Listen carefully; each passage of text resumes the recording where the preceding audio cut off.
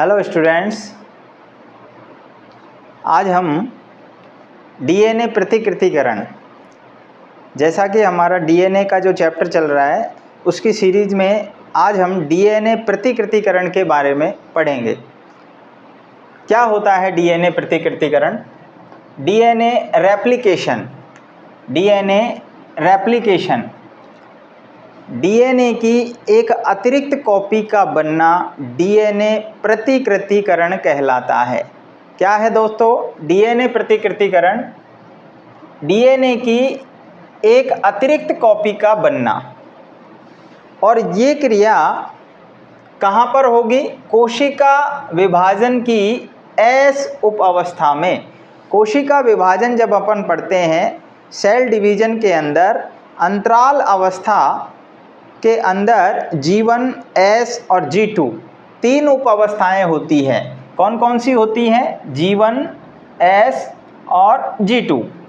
ये तीनों उप अवस्थाएँ अंतराल अवस्था में आती है।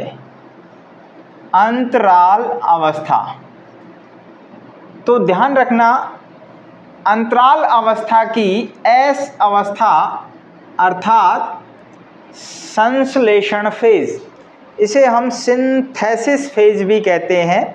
सिंथेसिस फेज के अंदर डीएनए अपनी एक अतिरिक्त कॉपी बनाता है। यह क्रिया एक जटिल जैव रासायनिक प्रक्रिया है। ये प्रक्रिया दोस्तों इतनी आसान नहीं है। ये एक जैव रासायनिक अभिक्रिया है जो कि एक बहुत ही कॉम्प्लेक्स रिएक्शन है, बायोकेमिकल, अर्थात यहाँ पर जीवों में होने वाली रासायनिक क्रिया है। जैव रासायनिक क्रिया किसे कहेंगे दोस्तों? जीवों में होने वाली रासायनिक अभिक्रियाएं बायोकेमिकल रिएक्शन कहलाती है।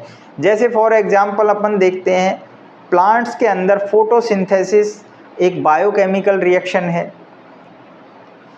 पाचन क्रिया जो है एक बायोकेमिकल रिएक्शन है। इसी प्रकार जो प्रतिकृतिकरण क्रिया है डीएनए की, वो भी एक जैव रासायनिक अभिक्रिया है।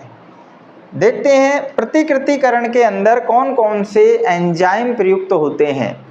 हम इसकी क्रिया विधि की बात करें तो डीएनए प्रतिकृतिकरण में बहुत सारे एंजाइम काम आते हैं। डीएनए प्रतिकृतिकरण में जो एंजाइम काम में आते हैं students, helicase enzyme, topoisomerase, DNA polymerase, DNA ligase, restriction endonuclease, exonuclease, RNA primer, SSB protein, इन सभी का अपना अपना योगदान होता है। देखते हैं सबसे पहले हेलिकेज एंजाइम क्या होता है। हेलिकेज एंजाइम डीएनए के कुंडलन को खोलने का काम करता है। जब भी स्टूडेंट डीएनए की प्रतिकृति बनेगी तो सबसे पहले डीएनए के कुंडलन को खोला जाएगा, क्योंकि हम जानते हैं डीएनए अपने को इस प्रकार द्विरज्जुकी कुंडलन में बनाए रखता है। ये बात वाटसन और क्रिक ने बताई थी, जो हम पहली वाली वीडियोज़ के अंदर देख चुके हैं। जिन्होंने पिछली वीडियो नहीं देखी है, पहले वो वीडियो आप क्लियर करें, उनको देखें, तभी आपको डीएनए की संरचना समझ में आएगी। तो डीएनए का कुंडलन ये इस प्रकार से खुल जाता है। इसको खोलने के लिए कौन सा एंजाइम काम करेगा स्टूडेंट्स? डीएनए के अंदर हेलिकेज एंजाइम कुंडलन को खोलता है। तो जैसे ही कुंडलन खुलेगा तो डीएनए के अंदर इस प्रकार एक वाई आकृति की स्ट्रक्चर दिखाई देगी, जैसा यहाँ हम डायग्राम के अंदर देख रहे हैं। इसको हम कहते हैं प्रतिकृति द्विशाख। क्या कहेंगे इसे? प्रतिकृति द्विशाख। द्विशाख क्या है स्टूडेंट? प्रतिकृति द्विशाख। आपसे एक क्वेश्चन पूछेगा प्रतिकृति द्विशाख क्या होता है। डीएनए प्रतिकृतिकरण क्रिया में जब हेलिकेज एंजाइम डीएनए के कुंडलन को खोलता है तो वो जो संरचना हमारे पास वाई आकृति की आपको दिखाई देती है, इस प्रकार ये कहलाता है डीएनए का प्रतिकृति द्विशाख। नेक्स्ट एंजाइम है टोपोआइसोमरेज। जब डीएनए का कुंडलन खुलता है तो यहाँ पर ऐंठन बढ़ जाती है। जिस प्रकार एक रस्सी का आप कुंडलन खोलेंगे तो ऊपर की तरफ कुंडलन जैसे जैसे खोलोगे तो ऊपर रस्सी के अंदर क्या होगा, ऐंठन बढ़ेगी। तो उस ऐंठन को कम करने के लिए टोपोआइसोमरेज एंजाइम काम करता है, ताकि जो डीएनए है वो आसानी से खोला जा सके। नेक्स्ट है DNA polymerase enzyme. DNA polymerase enzyme बहुलीकरण के लिए होता है, यानी ये न्यूक्लियोटाइड्स का बहुलीकरण करेगा। जब यहाँ पर नया डीएनए बनाया जाएगा तो उसके बहुलीकरण के लिए डीएनए पॉलीमरेज एंजाइम काम करेगा। डीएनए लाइगेज एंजाइम डीएनए के खंडों को जोड़ने का काम करेगा। क्या करेगा? डीएनए खंडों को जोड़ने का काम करेगा। नेक्स्ट है रेस्ट्रिक्शन एंडोन्यूक्लिएज और रेस्ट्रिक्शन एक्सोन्यूक्लिएज। ये एंजाइम डीएनए को काटने का काम करेंगे। एंडोन्यूक्लिएज डीएनए को बीच में से काटेगा। यदि हमें डीएनए को बीच में से काटना है तो एंडोन्यूक्लिएज एंजाइम काम करेगा, जबकि एक्सोन्यूक्लिएज सिरों से काटने का काम करेगा। यदि मान लीजिए डीएनए की कॉपी नहीं बनेगी, अगर उसमें कोई गलत न्यूक्लियोटाइड जुड़ जाता है तो उसे काटने का काम रेस्ट्रिक्शन एंडोन्यूक्लिएज और एक्सोन्यूक्लिएज एंजाइम का होता है। आरएनए प्राइमर डीएनए प्रतिकृतिकरण को प्रारंभ करने वाला एक छोटा आरएनए का टुकड़ा होता है। नेक्स्ट एसएसबी प्रोटीन, इसे हम सिंगल स्टैंडर्ड बाइंड प्रोटीन कहते हैं। क्या कहते हैं दोस्तों? हिंदी में इसे हम कहते हैं एकल रज्जुक बंधक प्रोटीन। बंधक प्रोटीन क्या काम है इसका? एकल रज्जुक बंधुक प्रोटीन क्या करेगा स्टूडेंट्स? यहाँ पर आप देख रहे हैं ये एकल रज्जुक बंधक प्रोटीन को दिखाया गया है। जब डीएनए का प्रतिकृति द्विशाख हो जाता है तो फिर से डीएनए वापस कुंडलन ना हो। आप देख रहे हैं जब रस्सी का बल आप खोलते हैं तो वापस से रस्सी में बल हो जाता है। तो डीएनए की भी प्रकृति होती है, फिर से वो वापस यानी ऐंठन होगी, उसमें कॉइल करेगा। उसको रोकने के लिए ये क्लिप का काम करते हैं। ये क्लिप का काम करेंगे, यानी SSB protein single standard bind protein ये क्या करेंगे? एकल रज्जुक बंधक प्रोटीन ये डीएनए के कुंडलन को फिर से कुंडलित होने से रोकेंगे। ओके, तो सभी एंजाइम्स अपना अपना अलग अलग कार्य प्रतिकृति क्रिया के अंदर करेंगे। अब देखते हैं दोस्तों किस प्रकार डीएनए की प्रतिकृति क्रिया होती है। तो यहाँ हम देखते हैं जिस स्थान से डीएनए की प्रतिकृति प्रारंभ होती है उसे हम ओरी कहते हैं। क्या कहते हैं दोस्तों? ओरी। ओरी स्थल वो होता है जिसे हम प्रतिकृति उद्भव स्थल कहते हैं। क्या कहते हैं? प्रतिकृति उद्गम स्थल, अर्थात यहाँ से ओरिजिन ऑफ रेप्लिकेशन डीएनए की रेप्ला जहाँ से स्टार्ट होती है वो स्थान, डीएनए के अंदर वो स्थान जहाँ से डीएनए की प्रतिकृति प्रारंभ होती है उसे डीएनए का ओरी स्थल कहते हैं। क्लियर हुआ ये?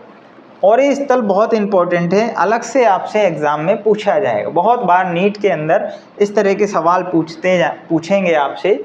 तो ओरी वो स्थान है जहाँ से डीएनए की प्रतिकृति स्टार्ट होती है। ओके, अब देखते हैं किस प्रकार डीएनए की प्रतिकृति होती है। तो यहाँ हम देख रहे हैं कि डीएनए के अंदर जो इसका जनक सूत्र है, जनक सूत्र अर्थात पेरेंटल जो स्ट्रैंड होता है उसमें दोनों सूत्र, एक सूत्र होता है 3' से 5' और दूसरा सूत्र होता है 3' से 5'। यानी यहाँ एक सूत्र जो है ऊपर की ओर जाता है तो एक नीचे की ओर आता है, एंटी पैरेलल होती है। ये बात हमने पिछली वीडियो में डीएनए के स्ट्रक्चर में देखी। यहाँ 3' से 5' जो सिरा है उस पर आरएनए प्राइमर, ये क्या है? आरएनए प्राइमर है। आरएनए प्राइमर जुड़ता है और ये 3' से 5' वाले सिरे पर डीएनए के अंदर जो न्यूक्लियोटाइडों का कुंड होता है, अर्थात कोशिका में जो न्यूक्लियोटाइड का कुंड है जहाँ से कच्ची सामग्री डीएनए को चाहिए। कच्ची सामग्री क्या होगी दोस्तों? फास्फेट होगा, नाइट्रोजन क्षारक होंगे, शर्करा होगी। उनको 3' से 5' सिरे के पूर्वक न्यूक्लियोटाइडों को जोड़ते हुए अर्थात उनका बहुलीकरण करते हुए डीएनए पॉलीमरेज एंजाइम बहुलीकरण करता है और एक सतत सूत्र का निर्माण करता है। जिस सूत्र पर ये निर्माण होता है उसे हम अग्रगामी सूत्र कहते हैं। कौन सा कहते हैं दोस्तों? अग्रगामी सूत्र। अग्रगामी सूत्र जो होता है उस पर सतत संश्लेषण होता है। सतत का अर्थ होता है कंटिन्यूअस, अर्थात यहाँ पर जो डीएनए जो बनेगा वो कंटिन्यूअस बनेगा। जबकि दूसरा जो सूत्र होता है जिसे हम पश्चगामी सूत्र कहते हैं, अर्थात लैगिंग एंड, ये लीडिंग स्ट्रैंड होता है जबकि ये लैगिंग स्ट्रैंड होता है। पश्चगामी सूत्र पर जो डीएनए बनेगा वो टुकड़ों में बनेगा। आप देख रहे हैं यहाँ से 5' से 3' एक टुकड़ा बना, फिर एक टुकड़ा बना, इस तरह से ये टुकड़ों में बनता है डीएनए। इन टुकड़ों को ओकाजाकी वैज्ञानिक ने देखा और इन्होंने बताया कि एक बार के लूप में लगभग 2000 तक ओकाजाकी खंड बनते हैं। इन्हें ओकाजाकी के खंड कहते हैं। याद रखना दोस्तों, ओकाजाकी के खंड कौन से सूत्र पर बनेंगे? पश्चगामी सूत्र पर बनेंगे, जिसमें असतत संश्लेषण डीएनए सूत्र का होता है। अब बात आती है कि जब ये टुकड़ों में बना है तो फिर ये पूरा कंप्लीट कैसे होगा? तो दोस्तों यहाँ पर डीएनए पॉलीमरेज एंजाइम क्या करेगा? इन जो खाली स्थान है उनको भरने का काम करेगा। और डीएनए लाइगेज एंजाइम, कौन सा दोस्तों? Ligase enzyme. ये रहा डीएनए लाइगेज एंजाइम। ये क्या करेगा? इन सूत्रों को जोड़ देगा और जोड़ने के बाद फिर से एक सतत सूत्र का निर्माण होगा। और जैसे जैसे अभिक्रिया कंप्लीट होती जाती है, डीएनए का कुंडलन आगे की तरफ खुलता जाता है और पीछे से वापस से डीएनए विकुंडलन अर्थात वापस से बंद होता चला जाता है। इस प्रकार हमारे पास 2 सूत्र बनकर तैयार होते हैं, जिससे नया संतति डीएनए तैयार होता है जो हूबहू डीएनए की कॉपी होता है। इस प्रकार हम कहते हैं कि डीएनए प्रतिकृतिकरण में एक कॉपी डीएनए की अतिरिक्त बनकर तैयार हो जाती है। इसे अर्धसंरक्षी मत कहते हैं। इसमें ध्यान रखना दोस्तों, अगर कोई गलत न्यूक्लियोटाइड जुड़ जाता है तो उसे रेस्ट्रिक्शन एंडोन्यूक्लियेज और एक्सोन्यूक्लियेज एंजाइम की मदद से काट के अलग कर दिया जाता है। एंडोन्यूक्लियेज एंजाइम क्या करेगा? एंडोन्यूक्लियेज एंजाइम डीएनए को बीच में से काटने का काम करेगा, जबकि एक्सोन्यूक्लियेज एंजाइम सिरों से काटने का काम करेगा। क्लियर? तो इस प्रकार डीएनए की प्रतिकृतिकरण की क्रिया कंप्लीट होती है। दोस्तों, वीडियो कैसी लगी आपको शेयर करनी है अपने दोस्तों के साथ जिनको ज़रूरत है। मिलते हैं नेक्स्ट वीडियो में। लगातार देखते रहिए, अपन कंटिन्यू पूरे सिलेबस को इसी प्रकार करेंगे।